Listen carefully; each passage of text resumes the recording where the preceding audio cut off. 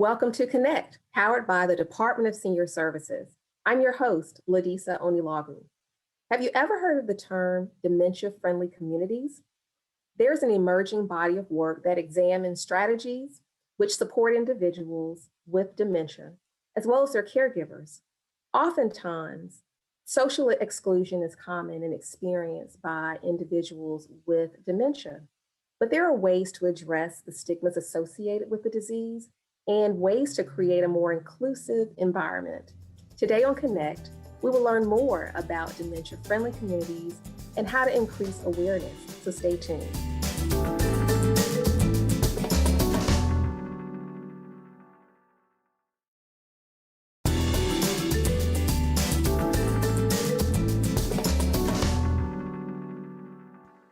We're back and glad to have you with us today on Connect. I'm your host, Ladisa Onilagu. When you hear the word dementia, what or who comes to mind? For some of you, it may be a dear loved one who has been affected, an aunt who's no longer coherent like she was when you were younger, or a patient for whom you provide treatment and care. Dementia is a general term for a disease that changes memory and or thinking skills severely enough to impair a person's daily functioning. It is not a part of normal healthy aging. Here to talk more about this important topic is Ms. Whitney DeMarlo Oatman. She is the co-founder, CEO, and executive director of the Dementia Spotlight Foundation. Following her father's 2012 dementia diagnosis, Whitney experienced challenges in accessing information, family resources, and support for those living with dementia and their caregivers. She later became a dementia care advocate and currently leads Georgia's Dementia Friendly Initiatives work group within the Georgia Alzheimer's Related Dementia, also known as GARD. We are so happy she graciously accepted our invitation to speak with you today. Welcome, Ms. Oatman. Hello, thank you so much for having me today. Glad to be here. Please share with our viewing audience some insight into your profession and experience with dementia. Absolutely. So my professional experience, my first experience with dementia actually was when I was in my clinical training to become a social worker, and I did my internship on a memory care unit. And so that was my first kind of professional experience, but I would say that where I have learned the most and have been the most touched was my personal experience when my father was diagnosed 10 years ago with Alzheimer's. And through our experience there, my mother and I, through our journey of trying to help my father and provide him the support that he needed, we were unable to find the resources really that we needed to help. I feel like there were a lot of places, a lot of things out there that told you how scary Alzheimer's was, what the statistics were, but there wasn't a whole lot out there of, okay, well, what can we do now to help care for my dad? And he was 62 when he was diagnosed and still had a life to live. And we weren't able to find those resources. So we decided to found our Dementia Spotlight Foundation, the foundation. And literally our mission with that was to try and provide all the things that we could not find during our journey.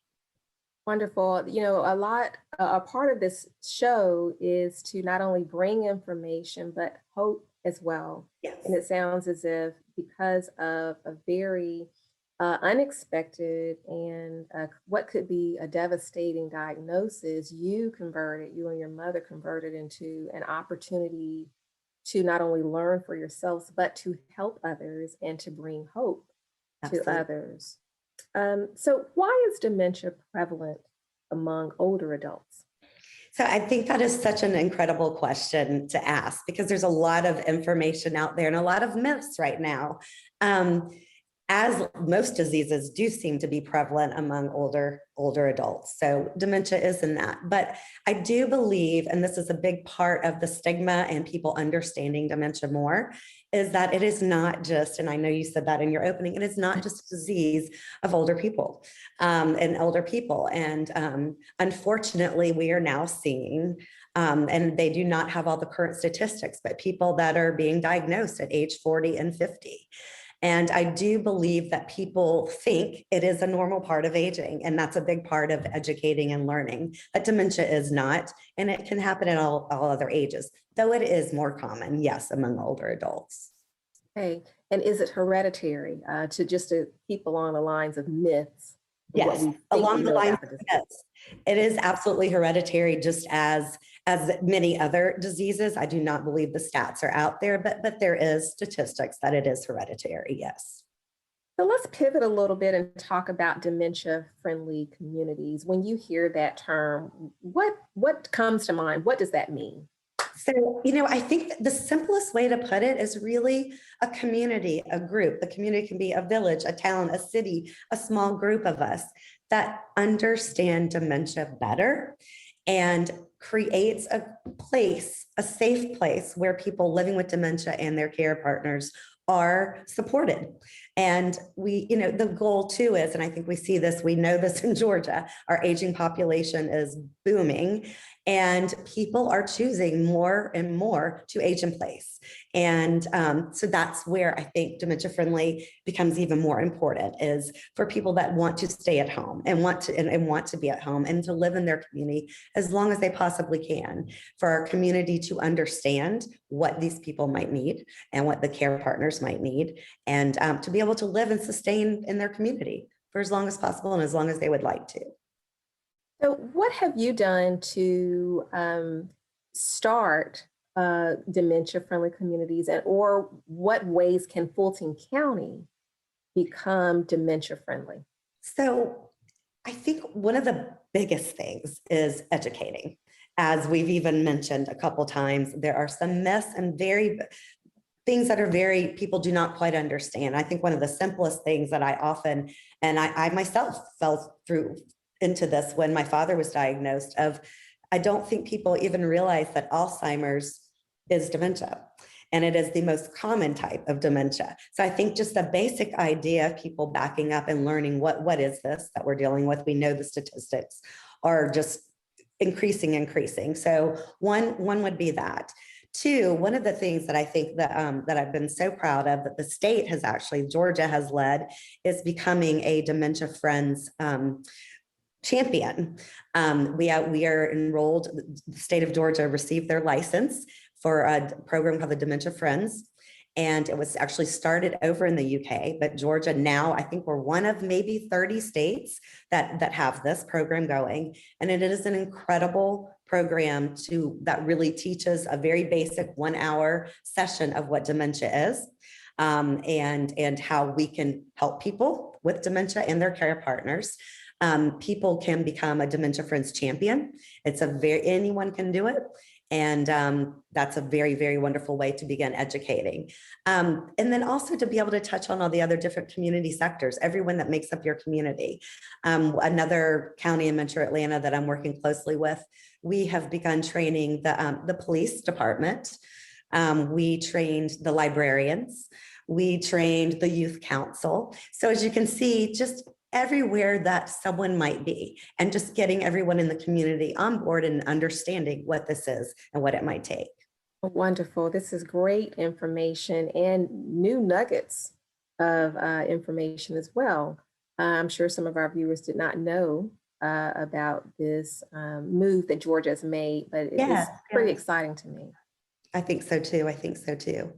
Do you have any additional thoughts that you'd like to share with our audience? This is obviously very near and dear to my heart, and we just want to work together and change the way that people are thinking about all of this. And thank you so much for having me, and I look forward to talking to you guys more.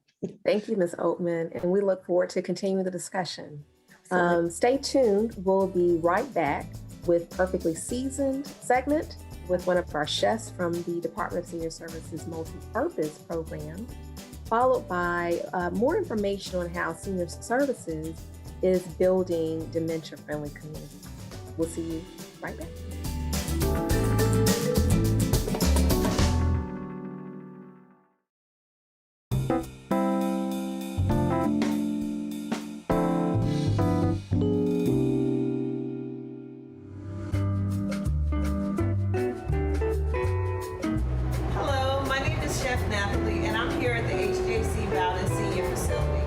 just gonna give you a quick and easy, lightweight meal for the summer months.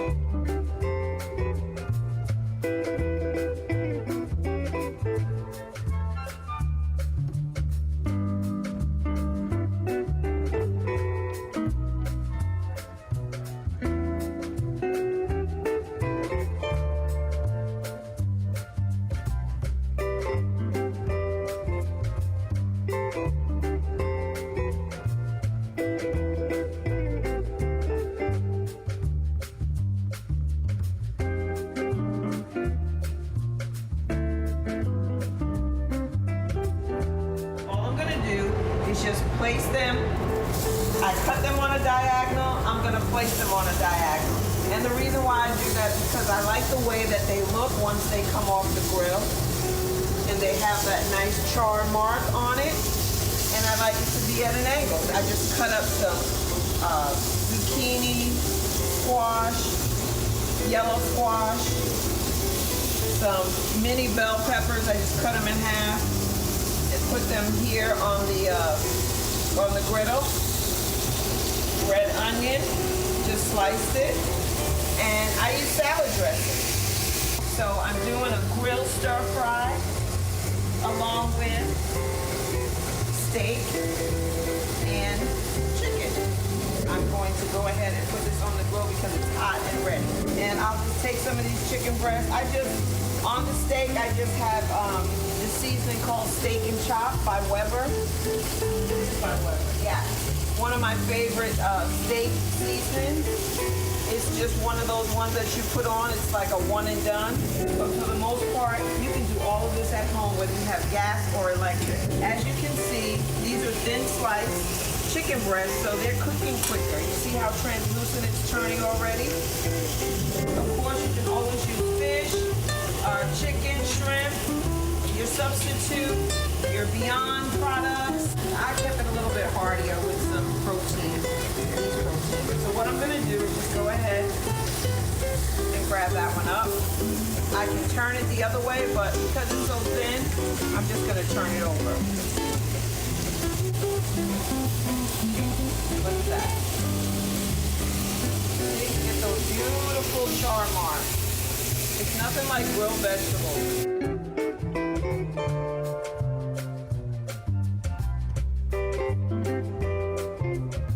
Hey, here we go. We grilled some chicken, ribeye steak, grilled some zucchini, squash, red onions, mini baby peppers, and some asparagus. And I baked the yellow rice. Thank you for tuning in to the Perfectly Seasoned segment. I'll see you next time. Thank you.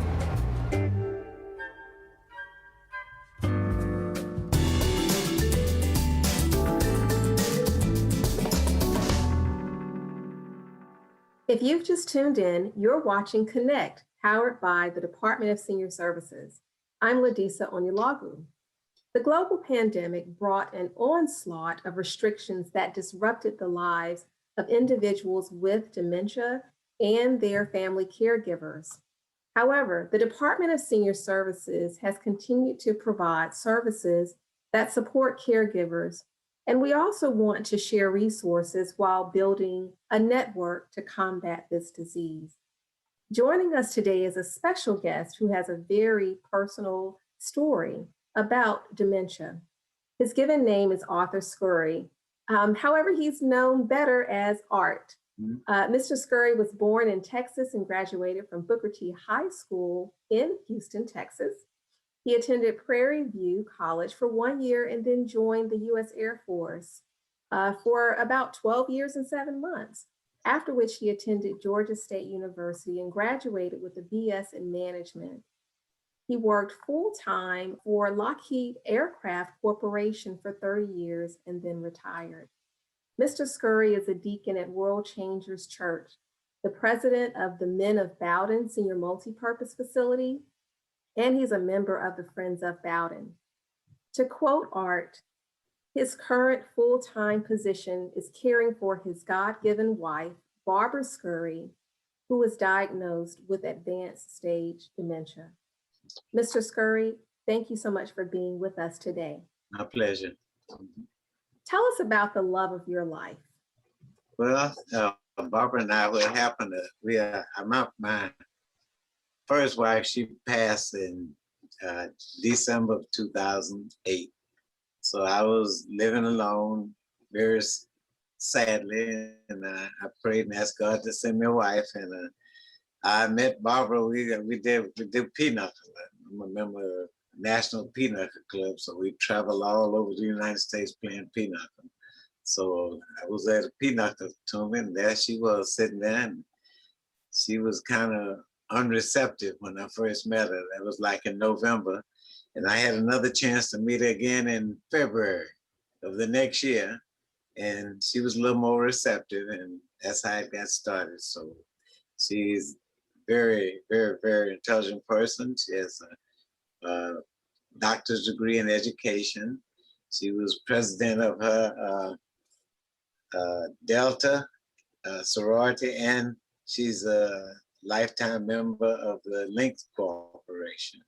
So she was just what I had ordered from God, and Satan attacked her with dementia about 6 years into the marriage.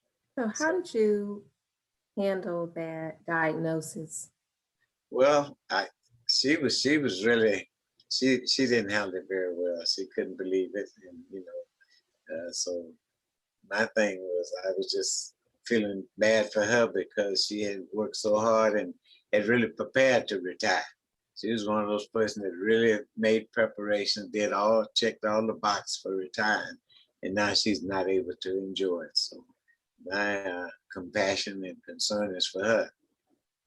Now, Mr. Scurry, your wife participated in the Bowden Adult Day program for some time before COVID. How did she like that? And how did the Adult Day program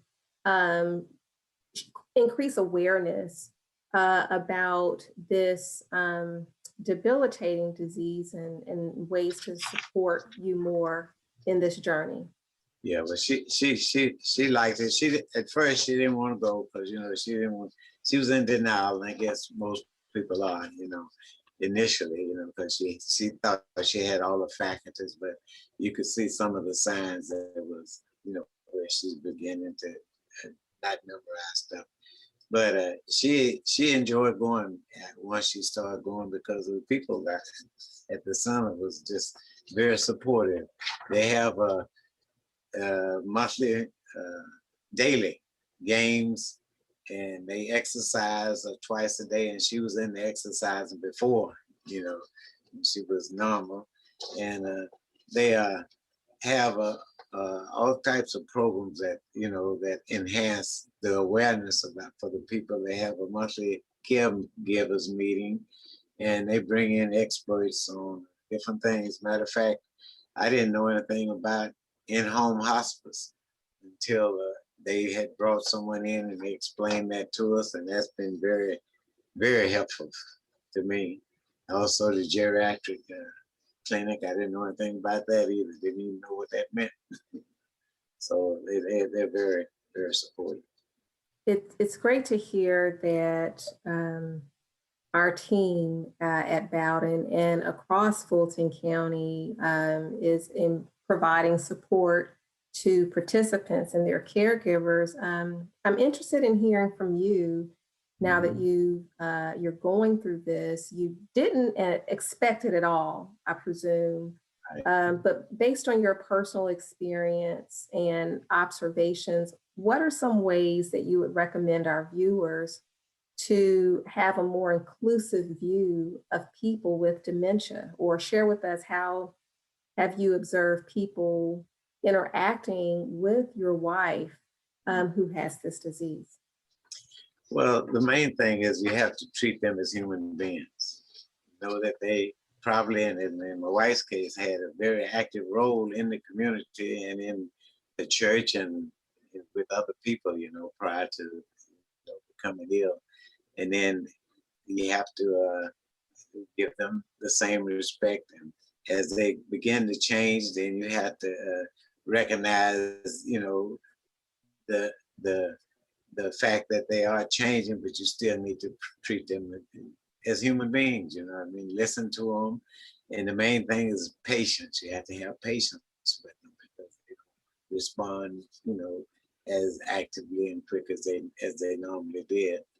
So I think that's the main thing is just to know that they treat them like you would anybody else that has some kind of a illness. And thank you for sharing that.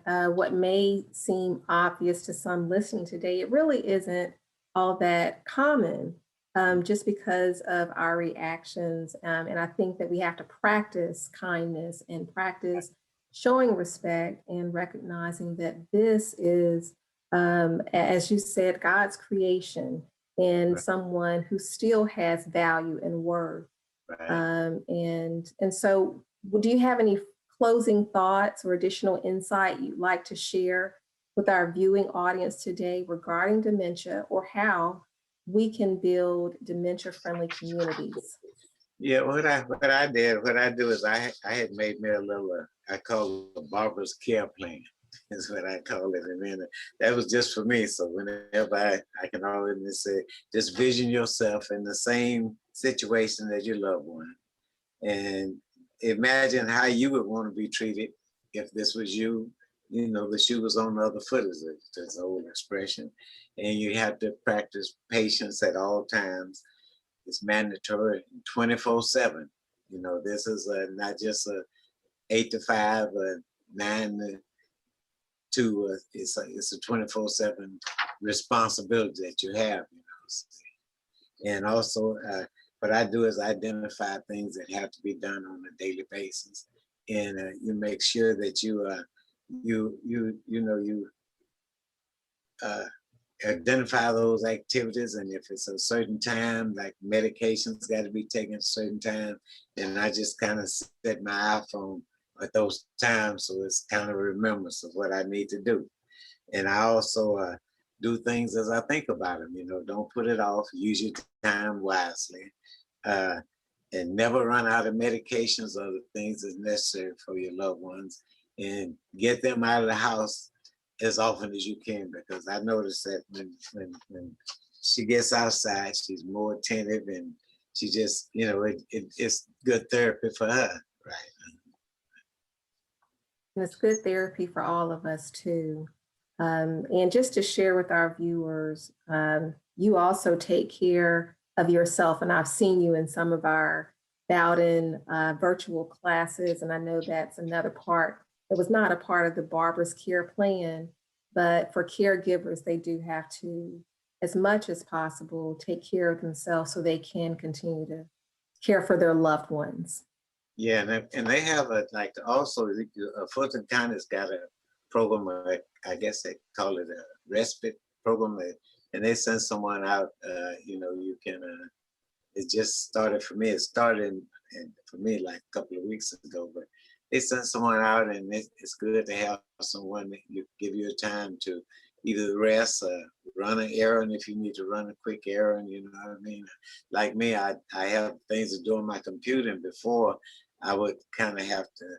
Once Barbara was mobile, she was fine because she could come up with me, but now my computer's upstairs and she's downstairs, so I'd have to go back and check on her every once in a while. But now I can come up, and it gives me that free time to do that. So that's a good program they have. And then they also provided, after COVID, they provided meals, like and once a week I think Open Hands brings the meals for us. You know what I mean? So all that is very, very helpful to the caregivers. You know what I mean? Gives us some relief. And then the in-home hospice, they send someone out to bathe Barbara 4 times a week. So that's very helpful also. And they also furnish supplies. So that was a program that I never even knew existed. You know, Mr. Scurry, you've given our viewers hope today that caring for their loved one with dementia, it can be done with supports. And we're so happy that the Department of Senior Services has been able to help you and support you. Thank you again for joining us today. We'll be back with closing thoughts.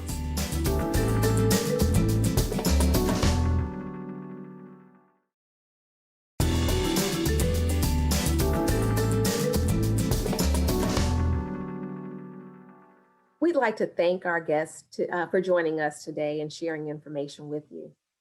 Aging in general is not complex, but it is accompanied with many complexities. It is our hope that today's discussion gave you insight on how to approach dementia and compel you to become an advocate and to help us create a dementia-friendly community. It is our mission to improve the quality of life for older adults through the development and coordination of programs and supportive services that encourage independence and enhances overall well-being for seniors, their caregivers, and the community we serve. We welcome your feedback and the opportunity to speak with you further about these and more services. For more information about these programs and our department, contact us at 404-613-6000 or email us at seniorservices@fultoncountyga.gov. You may also follow us at Fulton Info. Thank you for watching. We'll see you next time on Connect, powered by the Department of Senior Services.